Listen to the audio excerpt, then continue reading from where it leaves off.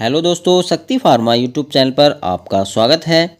दोस्तों आज हम फार्माकोलॉजी एंड टॉक्सिकोलॉजी का पार्ट 11 कराने वाले हैं, जिसके अंतर्गत हम आपको डिसइंफेक्टेंट्स एंड एंटीसेप्टिक्स की थ्योरी क्लास कराएंगे एंड देन इसके बाद हम मोस्ट इम्पोर्टेंट 20 MCQ कराएंगे विद हिंदी एक्सप्लेनेशन, जो कि आपके एग्ज़ाम पॉइंट ऑफ व्यू से मोस्ट इम्पोर्टेंट रहने वाले हैं। तो चलिए दोस्तों, अब शुरू करते हैं आज की थ्योरी क्लास। दोस्तों आज हम डिसइंफेक्टेंट्स एंड एंटीसेप्टिक्स के बारे में डिटेल्स में पढ़ने वाले हैं according to D pharm syllabus.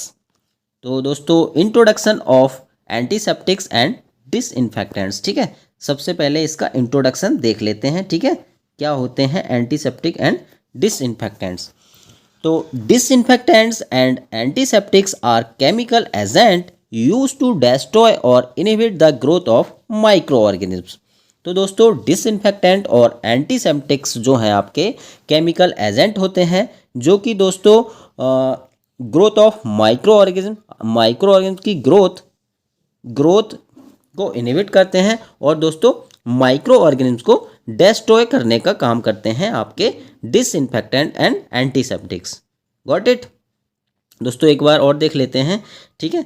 तो आपके जो डिसइंफेक्टेंट होते हैं और एंटीसेप्टिक्स होते हैं, ये दोस्तों केमिकल एजेंट होते हैं, जिनका यूज़ हम दोस्तों जो माइक्रो ऑर्गेनिज्म हैं उनको डिस्ट्रॉय और उनकी ग्रोथ को इनहिबिट करने के लिए हम इनका यूज़ करते हैं, ठीक है। अब आपके एंटीसेप्टिक्स क्या होते हैं दोस्तों, ठीक है। एंटीसेप्टिक्स के बारे में जान लेते हैं। तो antiseptics are used on living tissue like skin and mucous membrane. तो याद रखिएगा दोस्तों, जो आपके एंटीसेप्टिक्स होते हैं वो दोस्तों लिविंग टिश्यू पर यूज़ किए जाते हैं, ठीक है।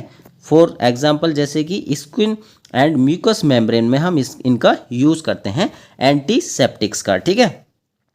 अब आ जाते हैं हमारे डिसइंफेक्टेंट्स। तो दोस्तों disinfectants are used on non living objects, ठीक है। याद रखिएगा, एंटीसेप्टिक्स का हम लिविंग टिश्यू पर यूज़ करते हैं और डिसइंफेक्टेंट्स का हम नॉन लिविंग ऑब्जेक्ट्स पर यूज़ करते हैं, ठीक है। फॉर एग्जांपल जैसे कि फ्लोर जो होता है हमारा, उसको डिसइंफेक्टेंट करने के लिए इंस्ट्रूमेंट है, फर्नीचर है, इन सभी में हम किसका यूज़ करते हैं? डिसइंफेक्टेंट्स का यूज़ करते हैं। Got it? Different between antiseptic and disinfectants. तो दोस्तों एंटीसेप्टिक और डिसइंफेक्टेंट में क्या अंतर होता है, एक बार हम जान लेते हैं, ठीक है। तो दोस्तों जो आपके एंटीसेप्टिक्स होते हैं, इनका यूज़ हम कहाँ पे करते हैं? तो इनका यूज़ जो करते हैं हम लिविंग टिश्यू पर करते हैं, ठीक है। और जो आपके डिसइंफेक्टेंट होते हैं, इनका यूज़ हम नॉन लिविंग ऑब्जेक्ट्स पर करते हैं, ठीक है। जैसे कि फ्लोर क्लीनिंग हो गया, फर्नीचर, इंस्ट्रूमेंट को डिसइंफेक्टेंट्स करने के लिए करते हैं। और एंटीसेप्टिक्स का यूज़ हम लिविंग टिश्यू जैसे कि स्किन, म्यूकस मेम्ब्रेन को एंटीसेप्टिक करने के लिए करते हैं। और दोस्तों जो आपके एंटीसेप्टिक्स होते हैं ये लेस टॉक्सिक होते हैं, ठीक है, जबकि हमारे जो डिसइंफेक्टेंट हैं ये मोर टॉक्सिक होते हैं। Got it? अब दोस्तों एंटीसेप्टिक का पर्पस क्या होता है? तो एंटीसेप्टिक का पर्पस होता है प्रिवेंट इन्फेक्शन को प्रिवेंट करना इनका पर्पस होता है, ठीक है। और जबकि डिसइंफेक्टेंट का जो पर्पस होता है डिस्ट्रॉय माइक्रोब्स, जो माइक्रोब्स होते हैं उनको डिस्ट्रॉय करने का इनका पर्पस होता है। अब इनके एग्जाम्पल्स दोस्तों एंटीसेप्टिक्स के दोस्तों जो एग्जाम्पल्स होते हैं, जैसे कि आपका आयोडीन हो गया और क्लोरहेक्सिडीन हो गए, ये आपके एंटीसेप्टिक के रूप में काम करते हैं। और फिनोल हो गया और फॉर्मेल्डिहाइड हो गए, ये आपके डिसइंफेक्टेंट्स के रूप में काम करते हैं। तो दोस्तों ये मोस्ट इम्पोर्टेंट आपके डिफरेंट हैं एंटीसेप्टिक्स एंड डिसइंफेक्टेंट के। अगर आप चाहें तो इसका स्क्रीनशॉट ले सकते हैं। Characteristics of ideal antiseptic and disinfectants. तो दोस्तों ये कुछ आइडियल कैरेक्टरिस्टिक्स हैं आपके एंटीसेप्टिक और डिसइंफेक्टेंट्स के, ठीक है। तो फर्स्ट है आपका broad spectrum anti microbial action. तो दोस्तों इनका जो एंटी माइक्रोबियल एक्शन है वो ब्रॉड स्पेक्ट्रम होता है, ठीक है। और इनका एक्शन कैसा होता है? रैपिड एक्शन होता है और ये नॉन इरिटेटिंग होते हैं, ठीक। Stable and cheap, active in presence of organic matter, ठीक है। ये जो है इनकी जो प्रेजेंस है ऑर्गेनिक मैटर में एक्टिव होनी चाहिए, वाटर में सॉल्युबल होने चाहिए और नॉन कोरेसिव होने चाहिए। ठीक है, तो ये दोस्तों कुछ एंटीसेप्टिक एंड डिसइंफेक्टेंट्स के आइडियल कैरेक्टरिस्टिक्स हैं। Classification of antiseptic and disinfectants. तो दोस्तों अब हम डिटेल्स में एंटीसेप्टिक एंड डिसइंफेक्टेंट की क्लासिफिकेशन के बारे में थोड़ा सा डीपली जान लेते हैं। ठीक है, तो फर्स्ट आ जाती हैं दोस्तों हमारे फिनॉल डेरिवेटिव्स। तो फिनॉल डेरिवेटिव्स कौन कौन से हैं दोस्तों? ठीक है, तो इनको नोट कर लें। फिनॉल डेरिवेटिव्स आपके होते हैं दोस्तों, जैसे कि आपकी फिनॉल है, सरीसोल है, क्लोरोक्सीलिनोल है, हेक्साक्लोरोफेन है। तो ये दोस्तों फिनॉल के डेरिवेटिव होते हैं। ठीक है, तो इनको आप नोट कर लें। ठीक है, फिनॉल, सरीसोल, क्लोरोक्सीलिनोल और हेक्साक्लोरोफेन, ये सभी आपके क्या हैं? फिनॉल डेरिवेटिव हैं। अब आ जाता है दोस्तों mechanism of action of phenol derivatives. तो दोस्तों जो आपके फिनॉल डेरिवेटिव्स हैं, इनका मैकेनिज्म ऑफ एक्शन, ये कैसे एक्शन करते हैं? तो दोस्तों ये क्या करते हैं? प्रोटीन्स प्रोटीन्स को डीनेचर करने का काम करते हैं, डैमेज सेल मेम्ब्रेन, और जो सेल मेम्ब्रेन होती है उसको डैमेज करते हैं ये। Uses of phenol derivatives. तो दोस्तों जो फिनॉल डेरिवेटिव्स हैं उनका यूज़ कहाँ कहाँ पे किया जाता है? तो दोस्तों जैसे कि फ्लोर को क्लीनिंग करने में हम इनका यूज़ करते हैं, डिसइंफेक्शंस ऑफ एक्सक्रीटा के डिसइंफेक्शन के लिए यूज़ करते हैं, और सर्जिकल स्क्रब्स में इनका यूज़ किया जाता है। दोस्तों इनके कुछ एडवर्स इफेक्ट भी होते हैं आपके फिनॉल डेरिवेटिव्स के। तो क्या क्या एडवर्स इफेक्ट होते हैं इनके? जैसे कि दोस्तों स्किन इरिटेशन, ठीक है, और टिश्यू को डैमेज कर सकते हैं ये। तो इसके ये कुछ मोस्ट कॉमन साइड इफेक्ट होते हैं। अब नंबर 2 पर आ जाते हैं दोस्तों ऑक्सीडाइजिंग एजेंट्स। अब ऑक्सीडाइजिंग एजेंट्स कौन कौन से होते हैं? तो दोस्तों ऑक्सीडाइजिंग एजेंट है हमारे, जैसे कि हाइड्रोजन परऑक्साइड है, पोटेशियम परमैंगनेट है, बेंजाइल परऑक्साइड है। तो ये सभी दोस्तों हमारे जो हैं ये क्या हैं? ये ऑक्सीडाइजिंग एजेंट के रूप में हमारे काम करते हैं। Mechanism action of oxidising agent. अब जो आपके ऑक्सीडाइजिंग एजेंट हैं इनका मैकेनिज्म ऑफ एक्शन क्या है? तो दोस्तों release nascent oxygen which kills micro organism. तो ये क्या करते हैं दोस्तों? आपके जो ऑक्सीडाइजिंग एजेंट हैं ये जो है ऑक्सीजन रिलीज करते हैं, आपके नेसेंट ऑक्सीजन रिलीज करते हैं, जो कि आपके माइक्रो ऑर्गेनिज्म को किल करती है। इसका यूजेज हम कहाँ पे करते हैं? Uses of oxidising agent. तो ऑक्सीडाइजिंग एजेंट का यूज़ हम वाउंड्स क्लीनिंग में करते हैं, यानी जख्म को साफ करने के लिए करते हैं, माउथ वाश में इसका यूज होता है, और वाटर डिसइंफेक्शन में भी हम इसका यूज करते हैं। Important point of oxidising agent, ये इम्पोर्टेंट पॉइंट है दोस्तों, इसको आप नोट कर लें। ठीक है, hydrogen peroxide produce effervescence and removes debris from wounds. तो जो आपकी हाइड्रोजन पेरोक्साइड H2O2 जो होती है आपकी, क्या करती है? ये इफरवेसेंस क्या करती है? प्रोड्यूस करती है, इफरवेसेंस प्रोड्यूस करेगी, जो कि आपके जो बाउंड्स में जो आपके डेब्रिस होते हैं उनको रिमूव करने का काम करती है आपकी हाइड्रोजन पेरोक्साइड। नंबर 3 पे आ जाते हैं दोस्तों आपके हैलोजेंस। हैलोजेंस के एग्जाम्पल कौन कौन से हैं बताइएगा? तो दोस्तों जैसे कि आयोडीन है आपकी, आयोडीन है, पोविडोन आयोडीन है, क्लोरीन है, सोडियम हाइपोक्लोराइट है। तो ये सभी दोस्तों आपके किसके एग्जाम्पल हैं? तो ये आपके हैलोजेंस के एग्जाम्पल्स हैं, यानी ये हैलोजेंस कैटेगरी के हैं। ठीक है, ये mechanism of action of halogens, जो हैलोजेंस होती हैं उनका मैकेनिज्म ऑफ एक्शन क्या होता है दोस्तों? तो oxidation and iodination of microbial proteins. ठीक है, तो दोस्तों ये क्या करते हैं? जो माइक्रोबियल प्रोटीन्स होते हैं उनका ऑक्सीडेशन एंड आयोडीनेशन करती हैं आपकी हैलोजेंस। Uses of halogens. अब हैलोजेंस का यूज हम कहाँ कहाँ पे करते हैं दोस्तों? तो skin preparation before surgery, surgery से पहले दोस्तों जो स्किन प्रिपरेशन होता है उसमें यूज़ करते हैं हम इनका। वाटर को प्योरीफिकेशन में यूज़ किया जाता है, और हॉस्पिटल को डिसइंफेक्शन करने के लिए हम इनका यूज़ करते हैं। Adverse effect of halogens. तो दोस्तों इनके भी कुछ एडवर्स इफेक्ट होते हैं आपके हैलोजेंस के, जैसे कि स्किन इंटेनिंग, skin staining, irritation and allergy. ठीक, नंबर 4 पे आ जाते हैं दोस्तों वाई ग्वानाइड्स। वाई ग्वानाइड्स का एग्जाम्पल बताइएगा दोस्तों। तो जो आपका क्लोरहेक्सिडीन है ये आपका वाई ग्वानाइड्स का एग्जाम्पल है। अब दोस्तों इसका यूज़ कहाँ पे करते हैं, यूजेस ऑफ वाई ग्वानाइड्स। तो दोस्तों सर्जिकल हैंड वॉश में इसका यूज़ किया जाता है, ठीक। और माउथ वॉश में भी दोस्तों क्लोरहेक्सिडीन का यूज़ होता है, ठीक। और स्किन एंटीसेप्टिक के रूप में भी इसका हम यूज़ करते हैं क्लोरहेक्सिडीन का, ठीक है। तो दोस्तों ये मोस्ट इंपॉर्टेंट यूज़ होते हैं आपके क्लोरहेक्सिडीन के, इनको आप नोट कर लें। Surgical hand wash, mouth wash और स्किन एंटीसेप्टिक के रूप में हम क्लोरहेक्सिडीन का यूज़ करते हैं। Advantages of chlorhexidine. तो दोस्तों जो आपका क्लोरहेक्सिडीन है इसके क्या क्या एडवांटेज होते हैं। तो इसका जो एक्शन होता है दोस्तों लॉन्ग ड्यूरेशन होता है, ठीक है। इसका एक्शन कैसा होता है, लॉन्ग ड्यूरेशन एक्शन होता है इसका, effective against gram positive bacteria. और दोस्तों जो ग्राम पॉजिटिव बैक्टीरिया होता है उसके अगेंस्ट जो है ये इफेक्टिव होता है क्लोरहेक्सिडीन आपका।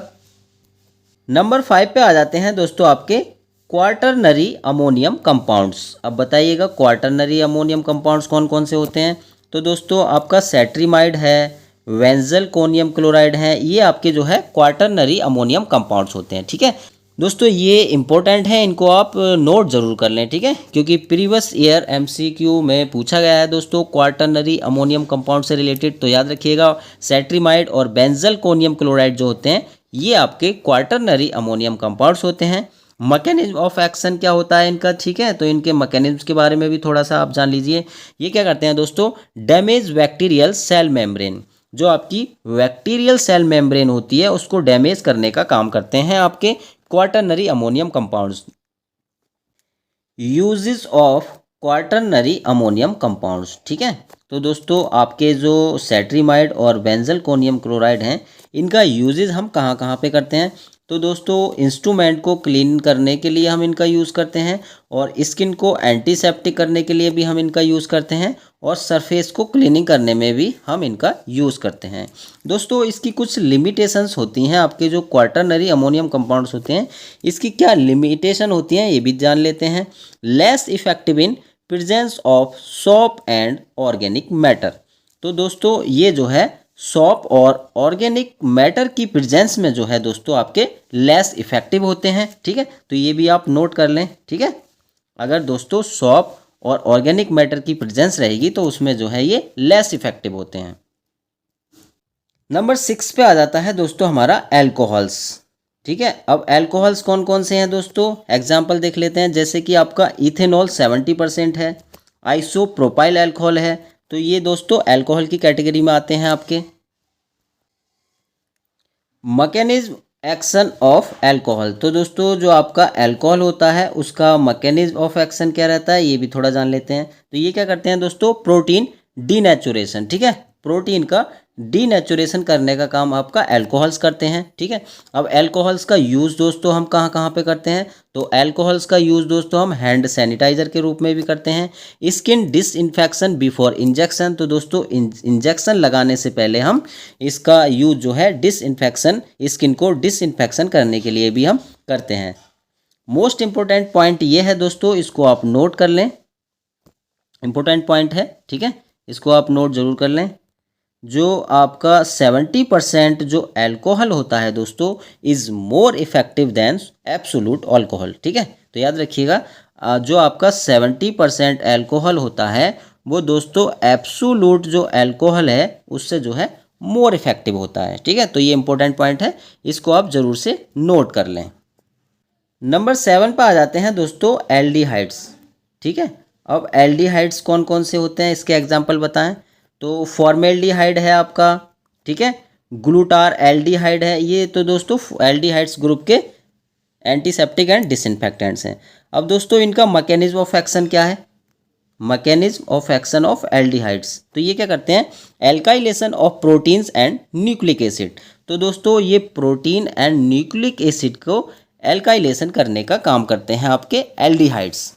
इनका यूजेस दोस्तों हम कहाँ करते हैं एल्डिहाइड्स का, ठीक है, यूजेज ऑफ एल्डिहाइड्स।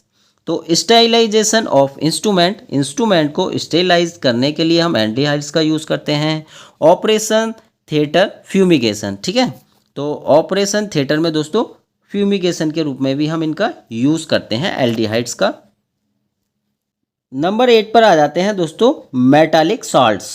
ठीक है, अब आपके मेटालिक साल्ट्स कौन कौन से होते हैं दोस्तों, जैसे कि सिल्वर नाइट्रेट है, सिल्वर सल्फर डाइजीन है, जिंक ऑक्साइड है। तो ये सभी के सभी हमारे क्या हैं, मेटालिक साल्ट होते हैं। इनका यूज़ कहाँ पे करते हैं हम मेटालिक साल्ट्स का, तो दोस्तों वंस ट्रीटमेंट, ठीक है, वंस ट्रीटमेंट में हम इनका यूज़ करते हैं। आई इन्फेक्शन में इनका यूज़ किया जाता है, और क्रीम में दोस्तों प्रोटेक्टिव के रूप में भी हम इनका यूज़ करते हैं मेटालिक साल्ट्स का।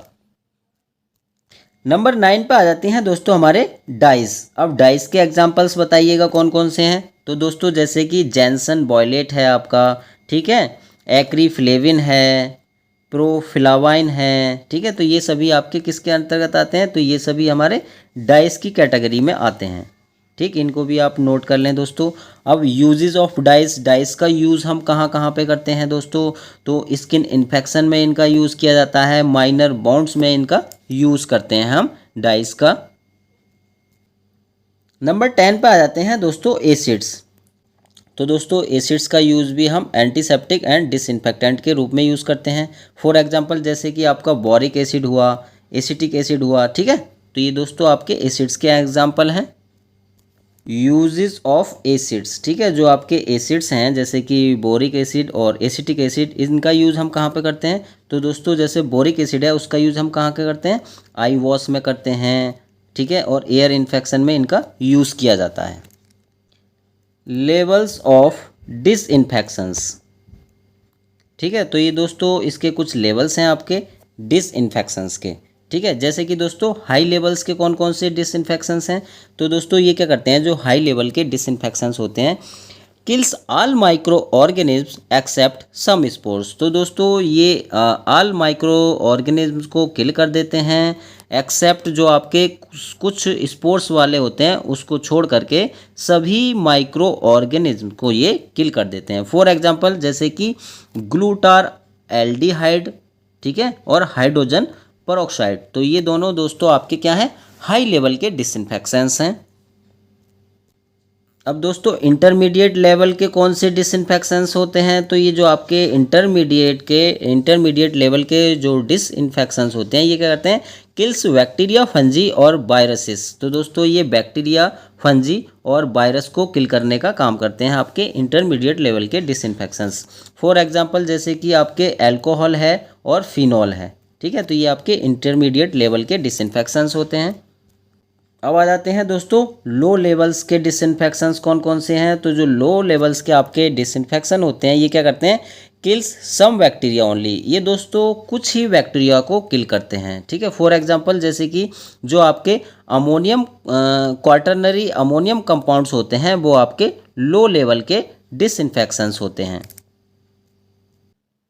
Commonly used hospital disinfectants. तो दोस्तों ये कुछ डिसइंफेक्टेंट्स हैं जिनका यूज़ जो है कॉमनली हॉस्पिटल में किया जाता है, ठीक है। जैसे कि दोस्तों जो आपका सोडियम हाइपोक्लोराइड जो होता है आपका, ठीक है, इसका यूज़ जो किया जाता है दोस्तों फ्लोर क्लीनिंग करने के लिए हम इसका यूज़ करते हैं। और जो क्लोरहेक्सिडीन है दोस्तों उसका यूज़ कहाँ पे करते हैं हम, हैंड स्क्रब के रूप में करते हैं दोस्तों, और इसका यूज़ जो है माउथ वॉश में भी किया जाता है।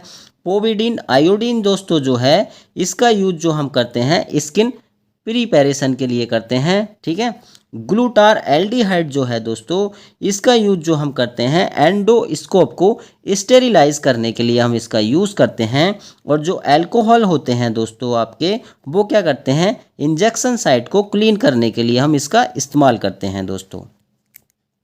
Toxicity of disinfectants. तो दोस्तों डिसइंफेक्टेंट्स की कुछ टॉक्सिसिटी होती हैं, ठीक है, उनके बारे में भी जानना बहुत ज़रूरी है। जैसे कि दोस्तों फिनॉल की पॉइजनिंग, ठीक है, तो फिनॉल की अगर पॉइजनिंग हो जाती है तो दोस्तों उसके क्या क्या लक्षण होते हैं, क्या क्या सिम्टम्स होते हैं, बर्निंग पेन होगा दोस्तों आपको, CNS डिप्रेशन होगा, ठीक है, किडनी डैमेज हो सकती है। तो ये सभी आपके फिनॉल पॉइजनिंग के सिम्टम्स हैं। अब इनका ट्रीटमेंट क्या होता है दोस्तों, ट्रीटमेंट भी हमें पता होना चाहिए। अगर फिनॉल की पॉइजनिंग हो जाती है तो गैस्ट्रिक लीवेज, ठीक है, गैस्ट्रिक लीवेज और सपोर्टिव केयर की ज़रूरत होती है दोस्तों अगर फिनॉल की पॉइजनिंग हो जाती है तो।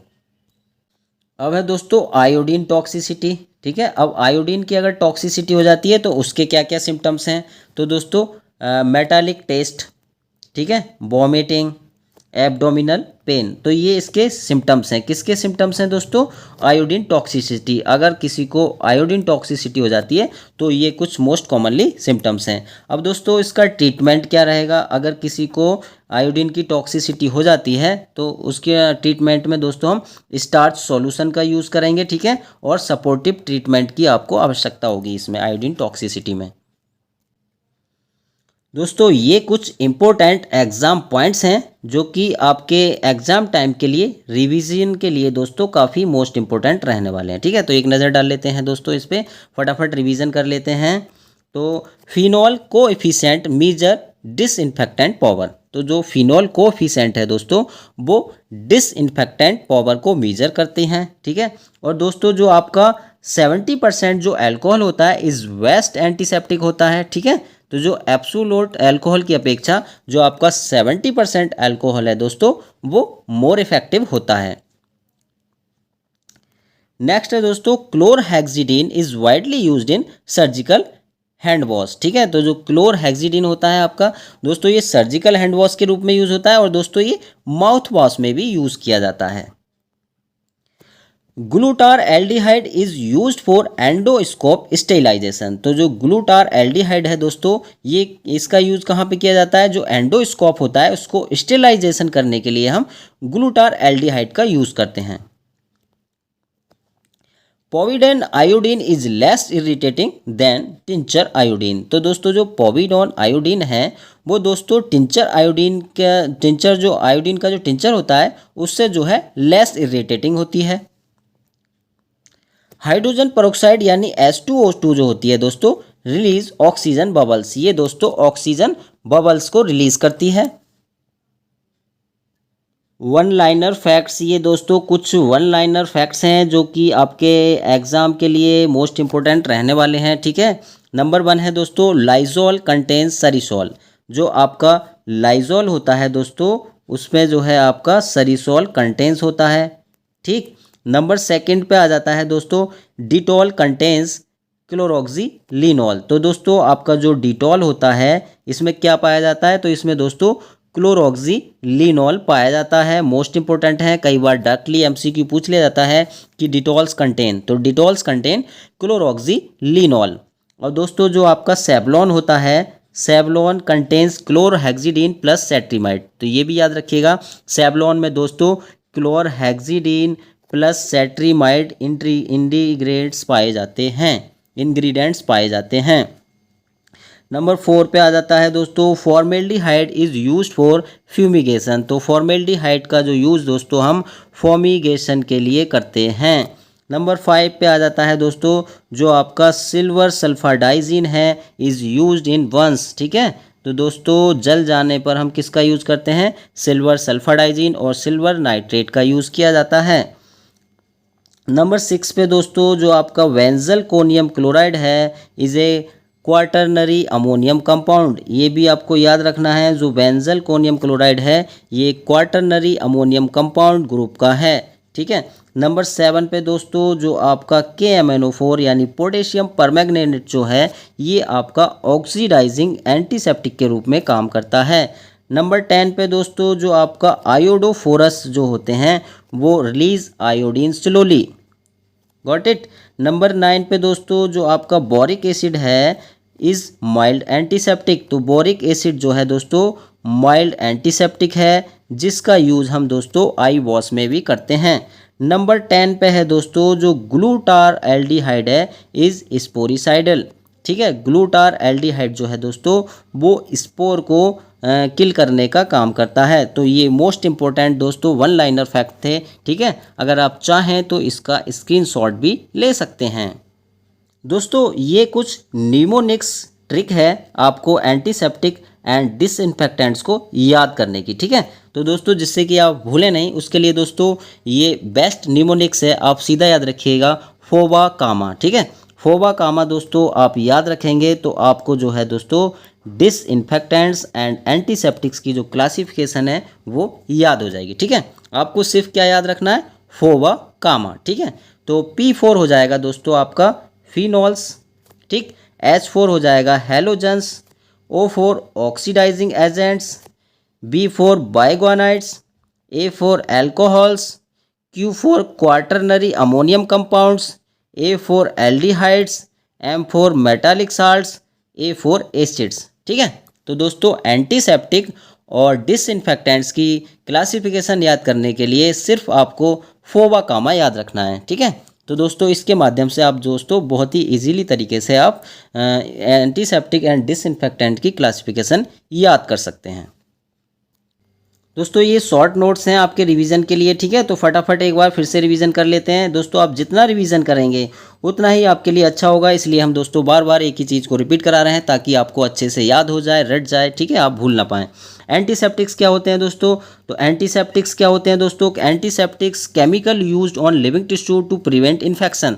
एंटीसेप्टिक्स आपके दोस्तों केमिकल होते हैं जो कि आप इनको कहाँ यूज़ करते हैं? लिविंग टिश्यू पर यूज़ करते हैं। ठीक है, इन्फेक्शन से प्रिवेंट करने के लिए। ठीक है, नेक्स्ट आ जाते हैं दोस्तों आपके डिसइंफेक्टेंट्स। तो जो डिसइंफेक्टेंट्स होते हैं आज दोस्तों chemically used on non living object to destroy micro organism. ठीक है, तो जो डिसइंफेक्टेंट्स होते हैं दोस्तों इनका यूज़ हम नॉन लिविंग ऑब्जेक्ट्स पर करते हैं माइक्रो ऑर्गेनिज्म को डिस्ट्रॉय करने के लिए। ठीक है, अब आ जाता है दोस्तों आपका स्टेरिलाइजेशन। तो स्टेरिलाइजेशन क्या होता है दोस्तों? Complete destruction of all micro organism induce spores. ठीक है, इंक्लूडिंग स्पोर्स। तो दोस्तों स्टेरिलाइजेशन में क्या होता है?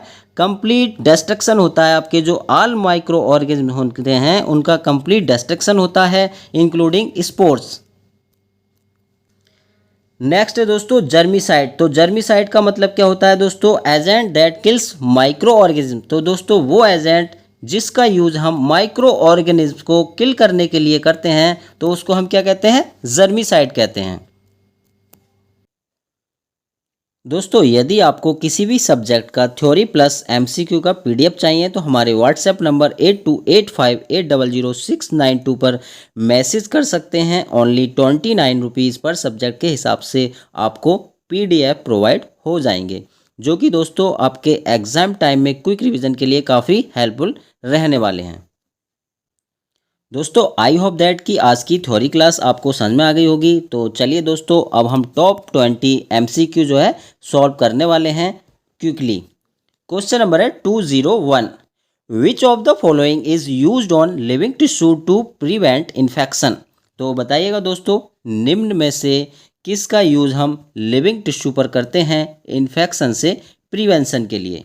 तो हमारा जो करेक्ट आंसर रहेगा ऑप्शन बी रहेगा, यानी एंटीसेप्टिक। तो याद रखिएगा दोस्तों जो एंटीसेप्टिक्स होते हैं उनका यूज जो करते हैं हम लिविंग टिश्यू पर करते हैं। फॉर एग्जांपल जैसे कि आपकी म्यूकस मेम्ब्रेन हो गई और स्किन हो गई। ठीक है, क्वेश्चन नंबर है 202। Which disinfectant is commonly use for fumigation of operation theatre. तो बताएं दोस्तों निम्न में से कौन सा डिसइंफेक्टेंट है जिसका यूज जो है ऑपरेशन थिएटर में फ्यूमिगेशन के लिए किया जाता है? तो हमारा जो करेक्ट आंसर रहेगा ऑप्शन सी रहेगा, यानी फॉर्मेल्डिहाइड। क्वेश्चन नंबर है 203। डिटॉल मेनली कंटेन्स विच एक्टिव इंग्रेडिएंट। तो बताइएगा दोस्तों डिटॉल में जो है कौन सा एक्टिव इंग्रेडिएंट पाया जाता है? तो हमारा जो करेक्ट आंसर होगा ऑप्शन वी होगा, यानी क्लोरोक्सीलिनॉल। तो डिटॉल में दोस्तों क्या पाया जाता है? तो क्लोरोक्सीनिलॉल जो है आपका डिटॉल में पाया जाता है।